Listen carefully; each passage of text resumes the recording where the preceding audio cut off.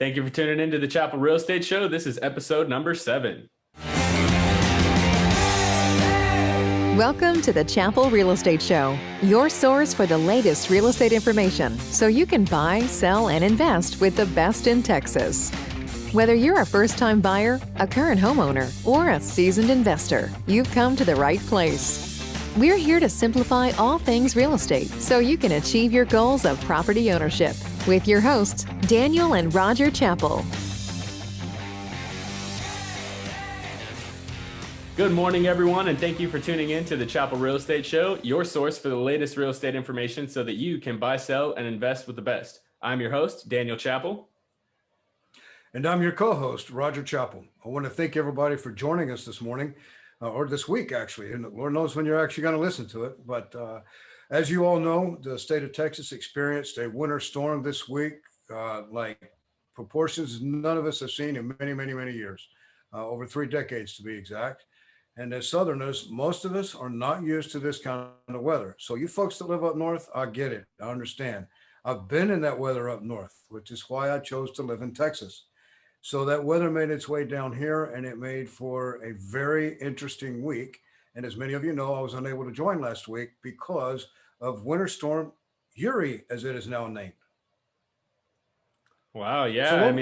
We definitely missed you on last week's show. We were hoping to be able to have some of your input, but we're glad to have you back this week. So why don't you kind of give us an update? What was your week looking like? I mean, I know, I mentioned to the listeners that you were out without power, but tell us a little bit about your personal experience with the storm last week.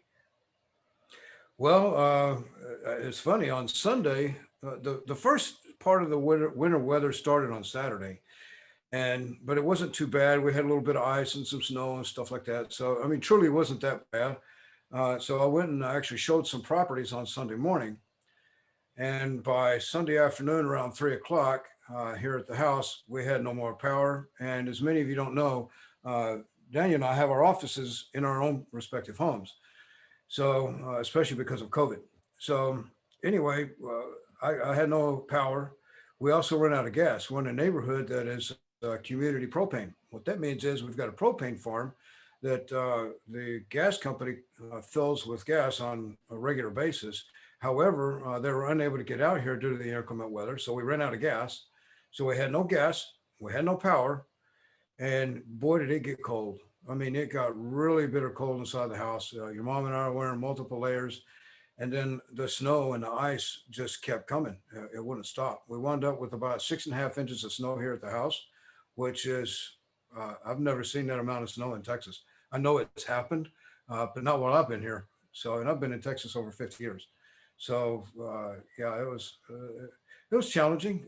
Then, of course, the water, we had some issues with the water because water mains were breaking and things like that. So we have water now, but we're not allowed to drink the water. So we're still under restrictions on water usage and on boiling water. So before we consume it, we've got to boil it and that sort of thing. So we still have those kind of restrictions going on, but we're very fortunate.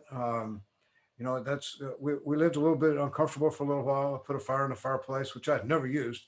Had a fireplace for 20 years. We'd never used it. So people say you don't need it in Texas, but I'll bet you anybody who didn't have one wish they did this last week.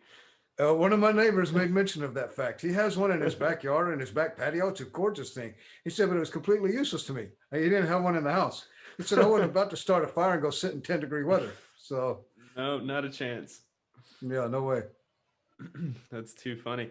Well, yeah, I mean, down here in Kyle. So for those of you who don't know, my dad and I are on opposite sides of the Austin area. He lives up on the north side. I'm way down on the south side. And we, thankfully down here on, at least on the east side of Kyle, we didn't really experience much of the power outages or the rolling blackouts that you saw in most of the Austin area, but we did have the water restrictions. The city of Kyle actually almost completely ran out of water. They put us on a restriction for life-saving use only for water. And even today we're back to regular water usage, but same as you, we're still under the boil water notice, and any water for consumption still needs to be done that way. I mean, we still have, my fiance is actually still out of work right now because they're, something I didn't even think about is the schools don't have running water right now still. So they're working out how to, be able to maintain sanitary conditions, especially when you're talking about COVID and everything else. So the schools are even shut down in Austin ISD at least through Wednesday.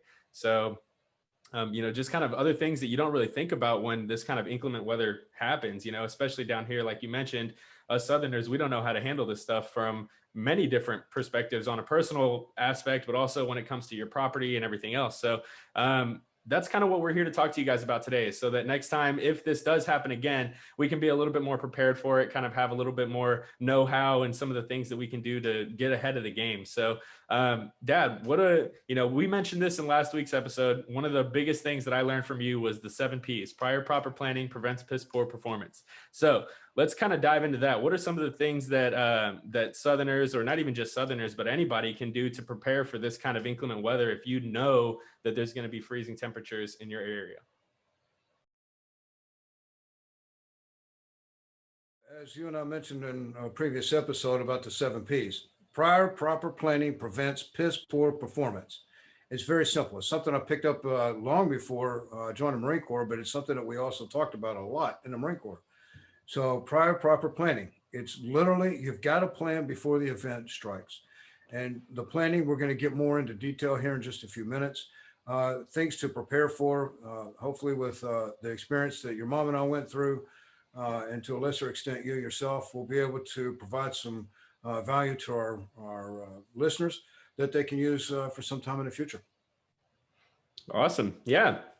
Well, let's go ahead and jump into today's Chappell chunk. So what is going to be the Chappell chunk? Watch your weather. A lot of people say that the weatherman has got the easiest job in the world. They can get it wrong 70% of the time and still get paid very well. But the bottom line is, you've really got to pay attention to the extended forecast, and you've got to be able to foresee, hopefully, some of the worst things coming at you and prepare for them properly. Basically, watch the weather. Make sure you pay attention to what's going on with it and get it from multiple sources. Don't just watch one weatherman or your meteorologist. Watch multiple. See if you can't get an idea. Also look nationwide, because one thing that I have figured out too is that if I'm able to help somebody else by, I may have a bunch of water that I've stored up for whatever reason for occasions just like this. If I don't need it, then I'm happy to give that to someone else, because that's one thing you're not going to be prepared for. The grocery stores are going to run out of these things. So you need to make sure that you have enough of that stuff stored up in advance. And if you don't need it, great, pass it out to somebody else, kind of pay it forward. Yeah, no, it makes perfect sense. Well, that is a really great tip for the day. So let's go ahead and jump into the episode. So you kind of mentioned some of the things that you had to experience on your own at the house. What are some of the things that you could do to kind of, I know one of the major things that kind of a lot of people tend to do is think about their landscaping, right? Because it's the exterior of the home, it's freezing temperatures. A lot of people put a lot of time, effort, and money into having a really nice, beautiful curb appeal. So what are you supposed to do when you have these kind of freezing temperatures rolling in to help protect your landscaping and things of that nature? That's a great question. So, first of all, you always hear them talk about protect your plants, pets, and pipes. So more P's. That's just what we need. We need a total of 10 P's. So, how do you protect your plants? Well, what we did about 4 days before this hit is take all of our plants and move them inside the garage, or as many as we could. There are some that are in some gigantic pots that, to be honest, I wasn't going to move them at all. Not going to happen. So we left those where they were at. And if you can't move them, such as your landscaping, and some seem to be more fragile to cold than others, then you want to try to cover them.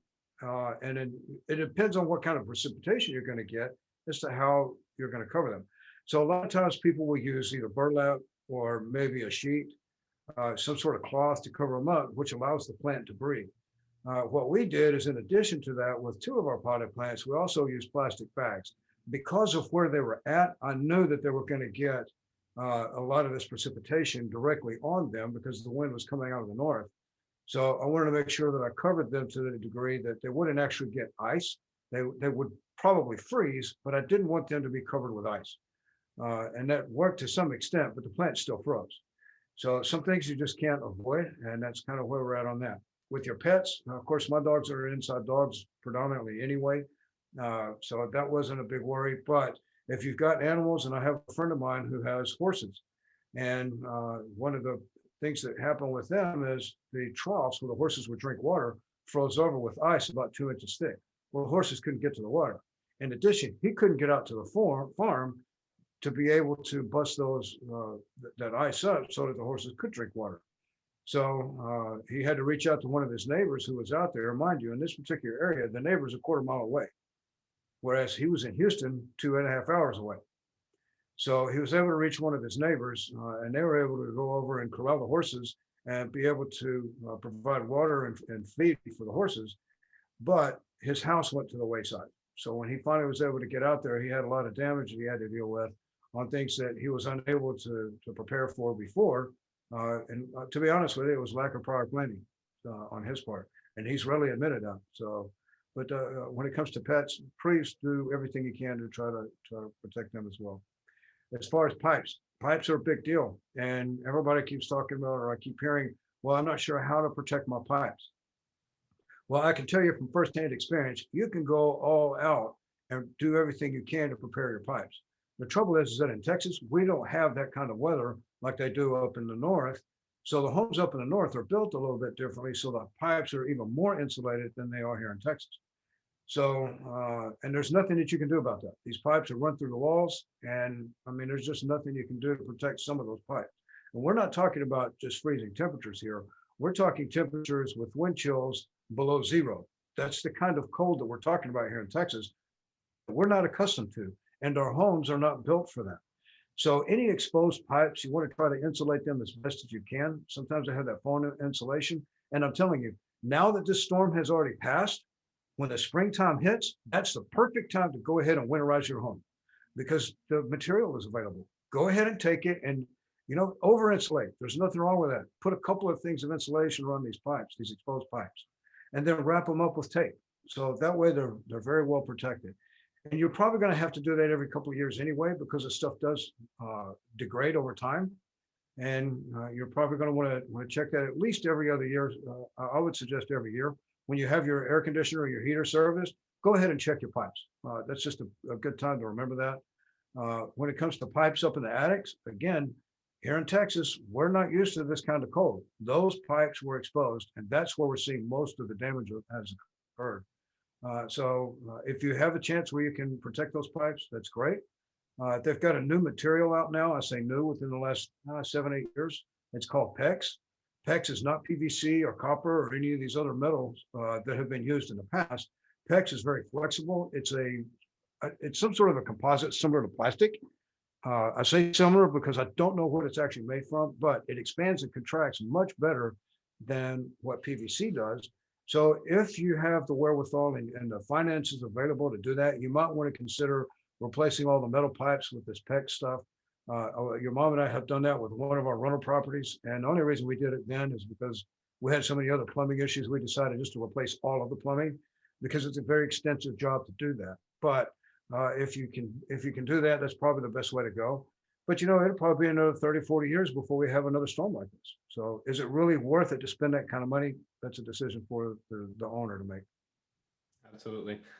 So what are some of the other, I guess, practices that you can use to prevent pipes freezing? Because I know from, hearing from a lot of our clients and stuff like that, that's where the major issues are coming from. The pipes freeze, the water expands and causes cracks. And then when it thaws again, water starts running through the system, and then you have all these leaks that have been introduced. So aside from insulating the pipes, what are some other practices you can use to try to prevent that? So one of the main things you can do is when you have that kind of inclement weather coming, you need to prepare by having a lot of water in your house already. So what I suggest and what your mom and I did is we fill the bathtub with water because between the two of us, we're probably not going to need more than a bathtub, and that would get us through probably 5-6 days without water, maybe more. But mind you, that water right there is not for us to drink. That water is to clean with. It's literally it's to clean with, maybe water the plants, because even though we have our plants indoors, they're going to need water. So we have a little bit of water there. We can also give the dogs that water. So at least we have some water reserved. So if you have it, maybe do 2 bathtubs. All right. So that's one way. Once you get enough water reserved, then go out to the street where your water meter is at and turn the water off. So there should be two valves. One valve that's actually for the city or from your water source. And in Texas, it's illegal for us as homeowners to mess with that valve. You can't mess with that one at all. You can only mess with the valve that is closest to the home. The one that's closest to the home is the one that we are allowed to shut off. So go out there and shut that off, then go back inside the house and open up all the faucets. You open them up, allow the water to drain. When the water has completed draining, go ahead and shut them off. There's no sense in leaving them on. And the reason you want to do that is you release all the pressure in your pipes so that it can freeze. And it can also thaw out without making the pipes expand and contract when it has water inside it, because it's the ice that's going to cause those pipes to contract. But then as soon as you turn that water on, then it's going to expand real quick. And that's what causes the pipes to burst.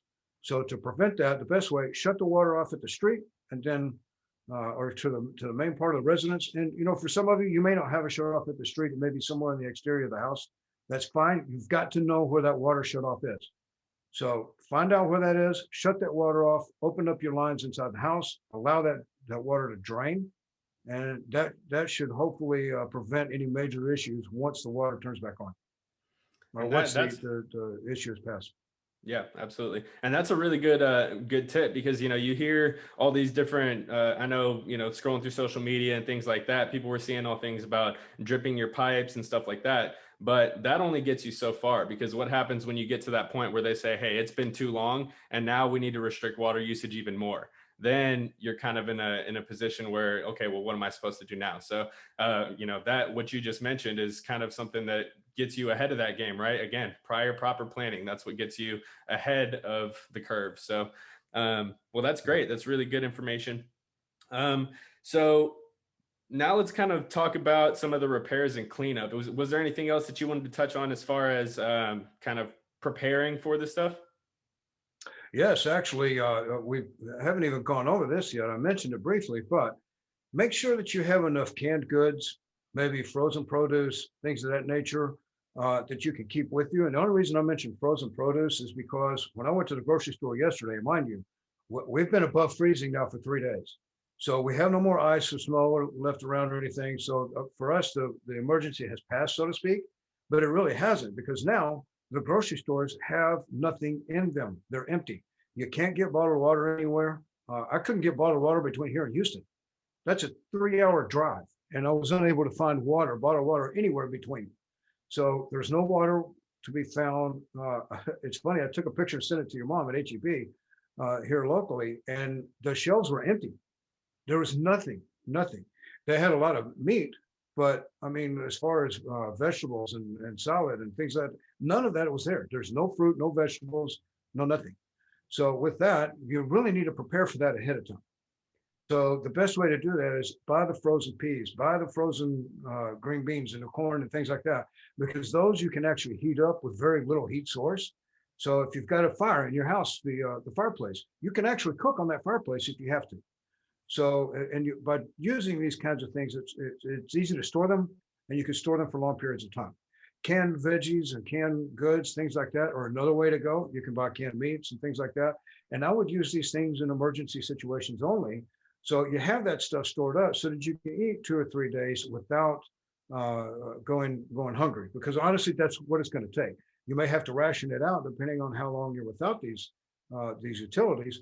But it's funny, we rely on these utilities to a degree that, I mean, until you don't have them, you really don't understand how much you need them. So prepare for that ahead of time. It's really that simple. If you've got blankets, you want to have the blankets easily accessible. And I want to mention this too, because this isn't just about freezing. Here in Texas, we're known for tornadoes. Along the Gulf Coast, we're also known for the hurricanes, lots of hurricanes and tropical storms. On occasion, those things work their way up here to Central Texas, but not very often. So we still want to prepare even for those kinds of emergencies in the exact same way. So there are things that you do when the pipes might freeze that you don't have to worry about in flooding. But when it floods, guess what? Your water source is gone. So guess what? You need water. That's one of the first things that goes at every place. I mean, Home Depot doesn't have water. The grocery stores don't have it. So you really need to have that in advance. Materials, and I learned this the hard way. Materials for plumbing repair. Those are going to run out probably before the incident occurs. Plumbers prepare for this because they know, they know what's coming. So they go ahead and they buy as many materials as they can. Well, guess what? A lot of your homeowners do the same thing because they don't know where it's going to come from. They just know it's going to come. So guess what? Home Depot, Lowe's, Ace Hardware, a lot of these places ran out of plumbing materials. The 3/4 inch PVC, 1/2 inch PVC, those are the most common sizes. All of the elbows and all of the couplings and things like that that you might need to make those repairs, they're out. And guess what? They don't know when they're going to get them in because even with COVID, a lot of that stuff was already in short supply. So now you take this and put it on top of it, it's going to be a while before you get those things. So you may have these discomforts for an extended period. So you really want to prepare for that ahead of time. Yeah, no, it makes perfect sense. Perfect sense. So, now once the disaster is passed, like you said, we, here in Texas, we've been back kind of, we'll say somewhat normalcy the last few days. But now that the disaster's passed, what are we expected to do next? You just kind of alluded to the fact that repair items may be difficult to find and things like that. So when it comes time to do those repairs, where do you start? That's a great question. So the first thing you're going to start with is those repairs that are most immediate. So what is an immediate repair? An immediate repair to me means your water source. So if you've got busted pipes, you want to get those repaired as quick as possible. Busted pipes could also lead to damage in the sheetrock or the flooring, or who knows what other damage, your cabinets, maybe some of your other personal property. So when you have that kind of damage, you really do need to repair the source of that problem first. So that could be water. Sometimes it's electrical. So you want to get the electrical taken care of as well. It just depends on what that primary source is that's the cause of the biggest disruption. So get that taken care of first. One of the other things that we've noticed around our neighborhood is because of the ice, it broke several tree branches. And, we've got a lot of oak trees out in our neighborhood. Mind you, I'm speaking only of my neighborhood, and I have already seen this around the area all across Georgetown and, well, literally between here and Houston. So, and mind you, I just returned from Houston, so I've seen back and forth what has happened in both places. So, with that said, tree limbs, what do you do about that? People aren't used to having to deal with tree limbs. They belong on a tree, not in our yard. So now we got this big pile of tree limbs. What are we supposed to do with them? Well, my suggestion is reach out to your local utility providers. For us, it's the city of Georgetown. Reach out to your city government and find out if they're going to have like drop-off points. Sometimes they have drop-off points where you can take your down limbs. Other times they may actually come around through the neighborhoods and they'll have a mulcher so they can feed these branches in there. Now they do have size restrictions on things like that. So keep that in mind. Check with your local government entity and see what resources they may provide to be able to get rid of some of that stuff. When it comes to the actual repairs, and this is actually something to pay attention to, many folks have home warranties. And I can tell you that home warranties are not going to cover storm damage. They're just not. Not today, not tomorrow, not next month. They are not going to cover any kind of storm damage. That's most likely going to be an insurance claim. So keep this in mind as well. And I'm not giving anybody advice on this. I'm telling you my personal experience on this. So with my homeowner's insurance, it will cover a lot of these things because I have additional riders. But one of the things to keep in mind is, what is my deductible? So my deductible is either 1 or 2%, depending on the property, of whatever the value of the home is, or whatever the value of that insurance is. So I'm going to use general numbers here, but if it's 2% of a $200,000 home, and that's what your insurance coverage is, 2% is $4,000. If your repairs are not going to breach that $4,000 mark, then don't make an insurance claim, because they're going to make you pay that first $4,000. So that means it's coming out of your pocket to begin with. So find ways to make that work so you don't have to necessarily make an insurance claim. However, if you've got roof damage, which is something to pay attention to, a lot of these branches came down on top of the roof, and they may have been trimmed far enough away from the roof in the beginning. Now all of a sudden they're on top of the roof, and the wind is scraping them across the shingles and causing damage to the roof. Those kinds of things, it may be necessary to either have roof repair or to have it replaced. Have a roofing professional take a look at it and give you their assessment of it and find out what it's going to cost you. If your repairs don't total more than what your deductible is going to be, you're better off just going ahead and taking care of it yourself and get it done. So that's just the very simple point on that. But remember, home warranty is not going to cover storm damage. Okay, so back to the repairs for real quick. The final thing I'm going to talk about repairs. So let's assume you're a landlord like your mom and I are. And we had two of our homes, our rental properties suffer plumbing issues, both of them, or two of them rather. The other one fared very well. I was quite surprised, but the other two had plumbing issues. Fortunately for us, they were exterior, so it wasn't a big deal. But both of our tenants reached out to us immediately as soon as they noticed, and we were able to walk them through how to shut the water off to be able to prevent more damage. We were very fortunate. Those leaks happened outside the house, not inside the walls of the attic or anything. So we were very lucky. Got the water shut off. Once the water shut off, then we had to try to figure out, okay, what needs to be repaired. So the question came up, and I'm part of several Facebook groups where I follow various real estate related groups, and some of these issues popped up. Where is it the landlord's responsibility or is it the tenant's responsibility to make those repairs? As a landlord myself, and in the state of Texas, our lease agreements that we use, they're authored by our attorneys with our association. They have a clause in there specifically that claims or says that the tenants are responsible for taking all reasonable precautions to prevent damage to frozen pipes and things of that nature. So the question becomes, well, what is considered reasonable? Well, only a jury and a judge can make the determination of what is considered reasonable. So the next question is, do I really want to take this tenant to court over whether or not the actions that they took to prevent this were considered reasonable? So me as a landowner or a property owner, I don't think it's worth it for me to do that. It is my asset, and I am going to do what I can to protect my own asset. And the way that I do that is to make sure that the tenants understand what their responsibilities are. And we do that when they first sign the lease, but then we also talk about that before these disasters hit.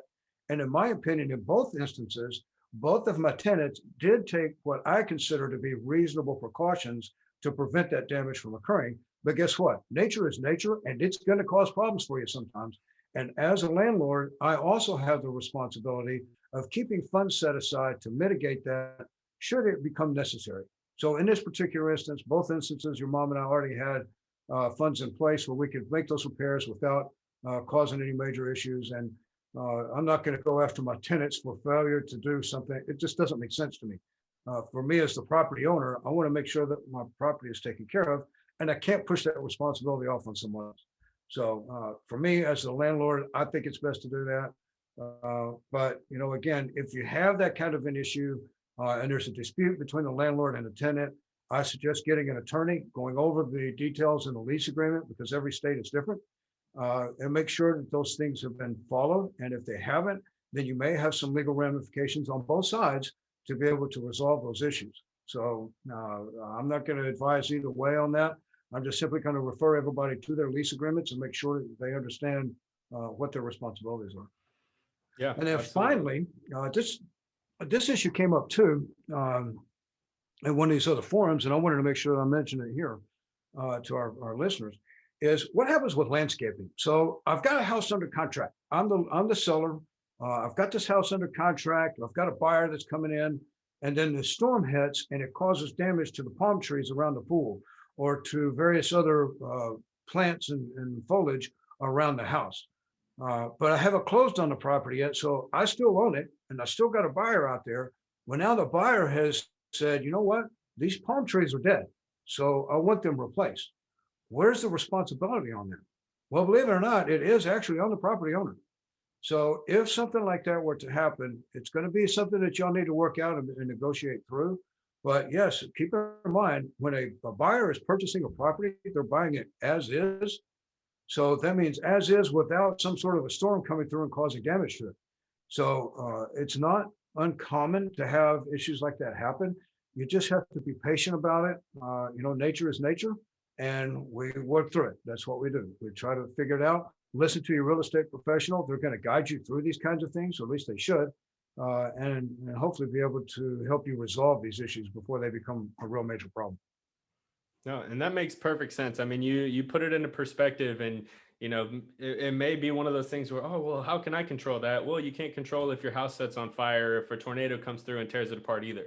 But if it happens and it's under contract, you can't expect the buyer to perform when the seller isn't holding up their end of the bargain, whether it be through, personal negligence or, some natural disaster that came through. So no, that's a really good reference point. So um, wow, I mean, I think we kind of touched on everything. I guess a couple other things, because I know you, me, mom, we're all a little bit of plant enthusiasts. So let's kind of touch on landscaping, freezing, and some of the things that you might be able to do to rejuvenate. I know we watched a couple of videos to kind of figure out, okay, well, how do I know if this plant is alive? Is it dead? Do I need to dig it out? Or what are we supposed to do when we've determined, all right, well, the landscaping is dead. Now what? Wait. The first thing we want to do when after all this passes over is, oh my God, those plants look horrendous. I've got to cut them back. Wait, be patient with it. So this was a surprise to me. And mind you, I've actually now researched several websites, and I'm finding it to be true across the board. Wait on these plants, because the heart of the plant will still use nutrients from those what appear to be deceased leaves and branches and whatnot. It will still pull nutrients in to help revive the plant. So just wait. And there's ways that you can check to see whether or not the plant is still alive. So for some plants, you can scratch the bark and start from the edge of it and work your way in. In fact, let me use this plant here just to demonstrate. So using this plant as just a demonstration, you start from the outside branches and you scratch to see that close to the outside. Most likely it's going to be dead. Then you go to the middle. It might be dead. It might have some life to it. But then as you get down towards the base of the plant and you start scratching there, you should hopefully see green. If you see green, then the plant is going to survive. That means it's still alive. Now, for tropical plants, such as some of the palms, interesting thing about this is I was all of the assumption, I just got to cut all this back and we'll pray that it survives. Well, that's not necessarily the case. So what you do is you reach down into the center, and you want to wait a couple of weeks too, by the way. So you don't do this right away. So maybe in a couple of weeks, I'll go outside and I'll grab the center leaf. So if this is the palm, I'll grab that center leaf and pull on it. If it pulls right out, then that means the plant is dead and we're going to have to replace it.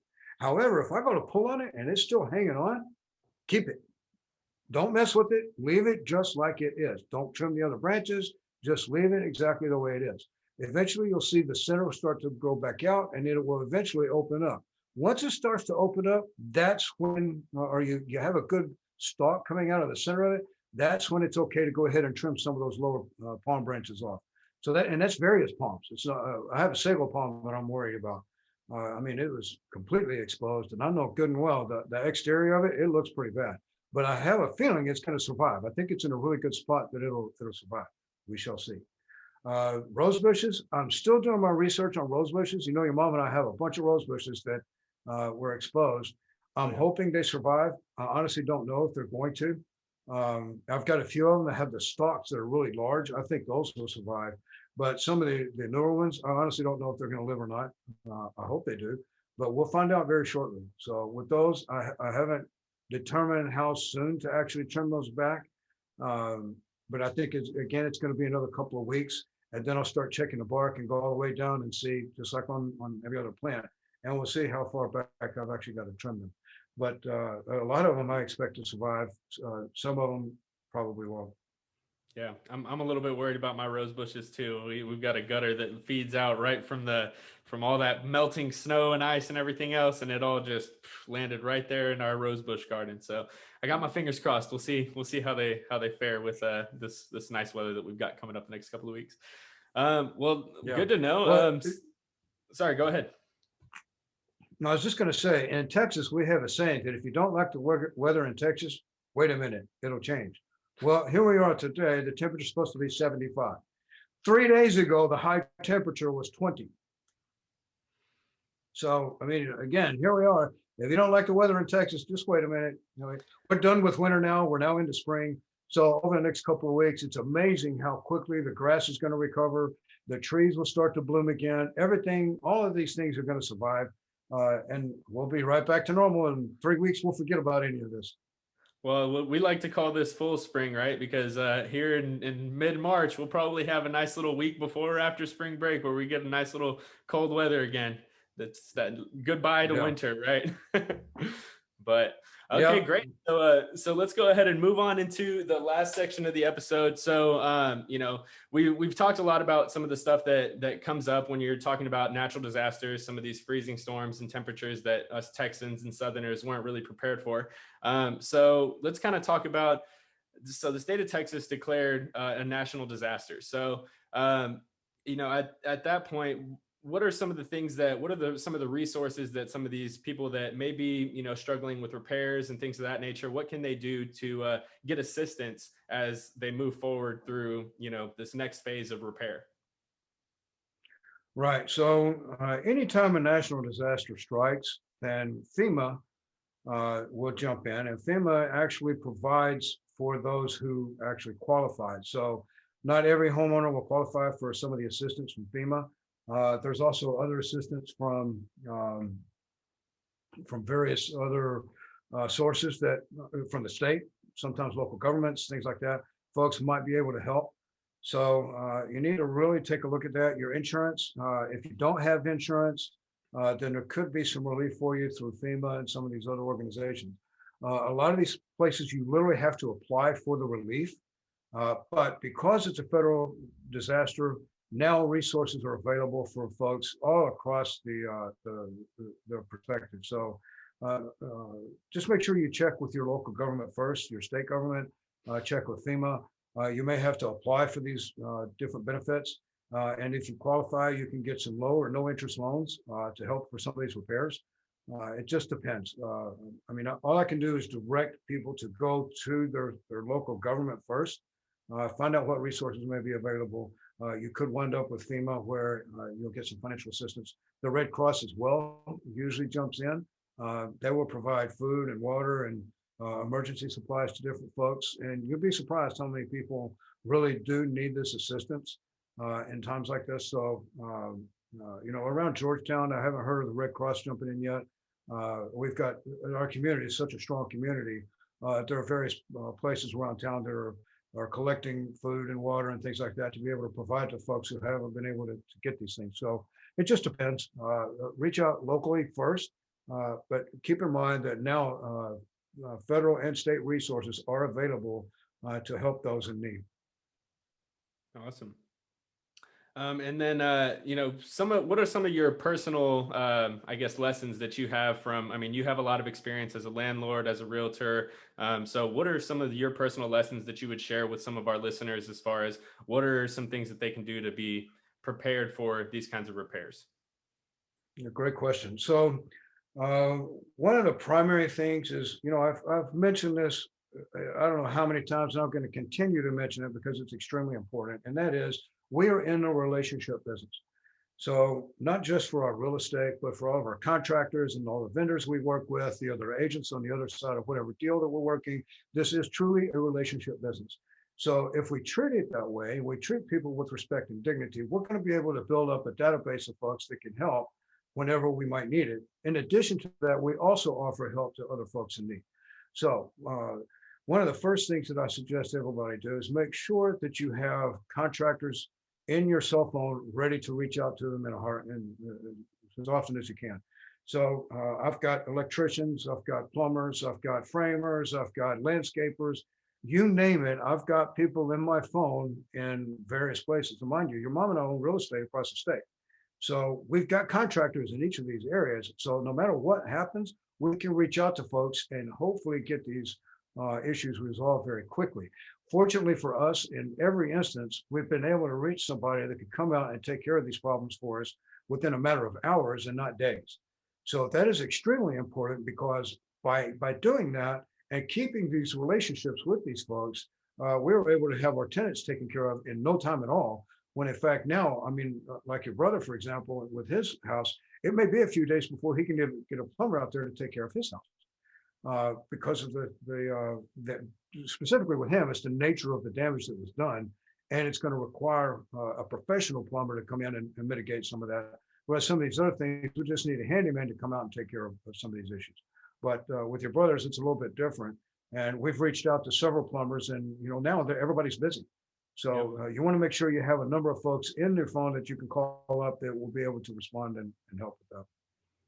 Yeah, absolutely. Well, well, I mean, I think that was a really great episode. I think we provided a lot of good information, and hopefully it's useful to our listeners. Was there anything kind of final thoughts that you want to touch on, Dad, well, before we sign off? Well, one thing that I want folks to understand is, when people go through an event like this, it seems like it's a bit overwhelming. And it's really, if you can mitigate some of this and be prepared for it ahead of time, then it's not so bad. And I mean, and I'm not trying to make light of any of this, because it's truly devastating for some folks. For many of us, yes, it's something that it's tough, it's happened, but we got through it. And we got through it because we were prepared for it in a number of different ways. If you're having trouble getting these resources together, or you don't know who to contact, or you need some help along that, please reach out to us through our website at chappellrealtygroup.com, and we'll be happy to provide referrals for you in whatever area you're at. We belong to a national network of professionals that don't include just realtors. There are trade professions. So we can reach out, and we can make sure that the folks that we refer to you are professionals in their field, and are somebody we're happy to put our name on to be able to refer them out. So if you have those kind of questions, or you need that kind of assistance, by all means, please reach out to us, and we'll put you in touch with the right people. Yeah, definitely. And thank you for those closing thoughts. Well, I want to thank all of our listeners for tuning into the show and giving us a little listen. I know after this last week, Snowvid 2021 kind of brought everybody down to their knees, but let's stay Texas strong and remember that this too shall pass. So we hope to see you guys next week, and we'll catch you on the next episode. Signing off, this is Daniel Chappell. I'll see you later. We'll see you guys. Thank you for joining us this week on the Chappell Real Estate Show. If you enjoyed this episode, share it with a friend and leave us a review. Find us on social media at Chappell Realty Group and online at chappellrealtygroup.com. Until next time.